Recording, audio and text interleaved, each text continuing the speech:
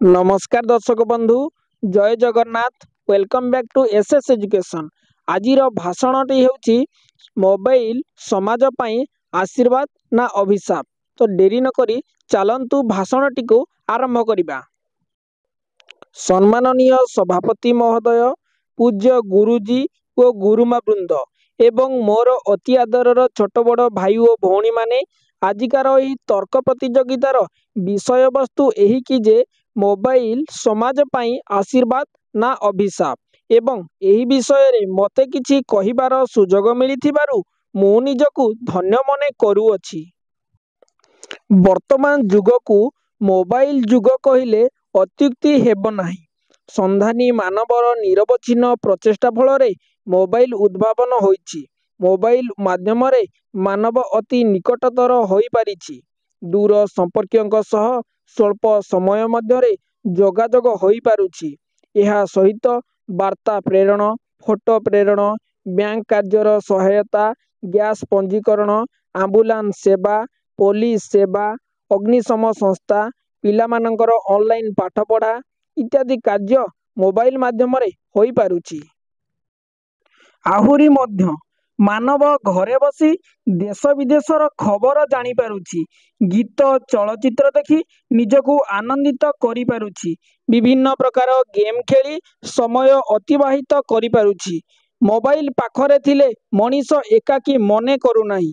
ए सबु दृष्टिकोणरू मोबाइल को आधुनिक समाज पाई एक आशीर्वाद कहिले अत्युक्ति हेब नाही।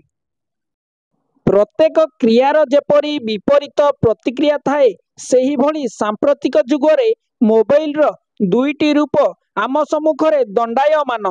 कहिबा बाहुल्य जे मोबाइल आमको निकटतर करि देउछि, किंतु कोनोसी व्यक्ति किंबा पिलांग पाखरे मोबाइल थिले चारि पाखरे परिवेश को सेमाने संपूर्ण भूली जाउछंती। मनीष एबे जेतिकी समय निज लागि दौनी, सेतिकी ताठारु अधिक समय मोबाइल देउछि।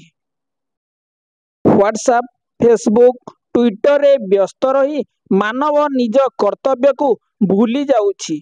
मोबाइल रखी गाड़ी चलाइला बेले अनेक दुर्घटना घटी जीवन हानि हेउछि। मोबाइल पाई साइबर ठक मानकर आड्डा जमीछि। सेमाने चतुरतार सह अन्य मानकर जमा पैसा को हड़प करि देउछंती। पिला माने अधिक समय गेम खेली पाठ प्रति मनोनिवेश करू नाहंती। विभिन्न समय रे अश्लील फोटो और वीडियो देखि आजिर पिला और युवक पथभ्रष्ट हेउछंती। अधिक मोबाइल फोन रो व्यवहार द्वारा आमर शरीर हृदघात, कैंसर परी जटिल रोग रे आक्रांत हेबार आशंका रहिछि।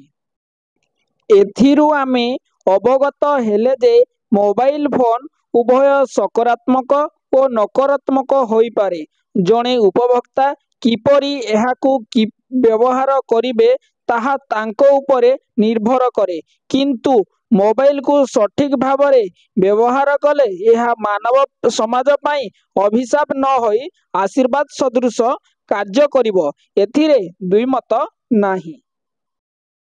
मु एतिकी कही मोर वक्तव्य शेष करुछि। जय हिंद, जय मोबाइल।